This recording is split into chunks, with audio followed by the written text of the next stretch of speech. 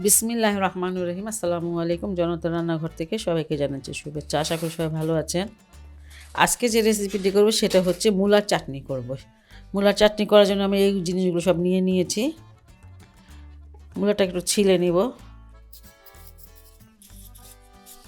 এখানে মূলাগুলো বেশি বড় না, বড় হলে একটা নিতে পারেন। এখানে ছোট দেখে আমি দুইটা নিয়েছি।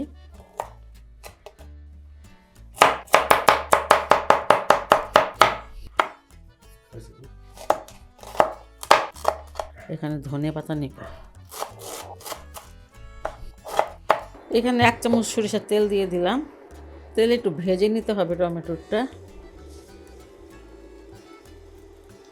আর এই যে রসুনগুলো ভেজে নিব। ব্লেন্ডার জার নিয়ে নিয়েছি। মূলাগুলো দিয়ে দিব। এই যে পেঁয়াজ দিয়ে দিলাম, কাঁচামরিচটা দিব।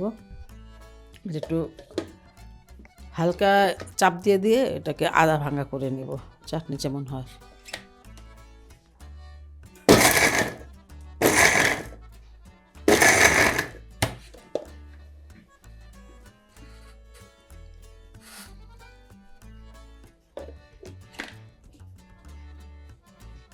ব্লেন্ডারে যখন করবেন এটা মানে হালকা হালকা পাঞ্চ করে নিতে হবে, এরকম। চাটনিটা ঠিক এমন হবে, বেশি একটা হবে না এর থেকে। এখানে টমেটোগুলো দিয়ে দিব, দিয়ে দিলাম রসুন, ধনেপাতা এটা দিয়ে দিব।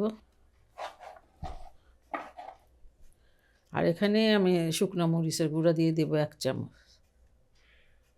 ঝাল যদি কম খান কম দিবেন। লবণটা আরও পরে দিতে হবে, লবণটা আগে দিলে অনেক পানি বের হয়ে যাবে।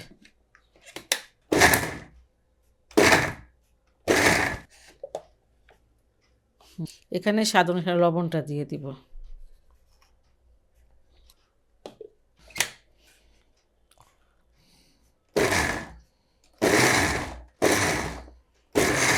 আর লেবু যদি না থাকে অবশ্যই সিরকা দিতে পারবেন।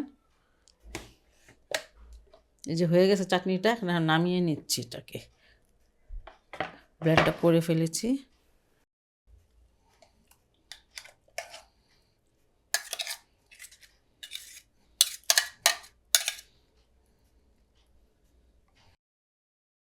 এখন লেবু দিয়ে দিব। লেবু দিয়ে ফেলেছি, আর এখন এটাকে মিশিয়ে নিব। চাটনিতে একটু পানি অবশ্যই উঠবে, পানিটা খেতেও ভালো লাগে। ভাত রুটি সব কিছু দিয়ে খাওয়া যায়, ভালো লাগে খেতে। আর শীতের সিজনে যেটা অবশ্যই বানিয়ে খাবেন। মূলা তো খান, আর যারা না খান তারা একটু খেয়ে দেখবেন যে মূলাটা খারাপ লাগে না, ভালোই লাগে। আর এটা আমার চাটনিটা হয়ে গেল। বাসাটা অবশ্যই ট্রাই করবেন। যদি ভালো লাগে তাহলে চ্যানেলকে অবশ্যই লাইক কমেন্ট সাবস্ক্রাইব করবেন। আল্লাহ সবাইকে ভালো রাখুক, সুস্থ রাখুক, নিরাপদে রাখুক, এই দোয়া করি। আল্লাহ হাফেজ।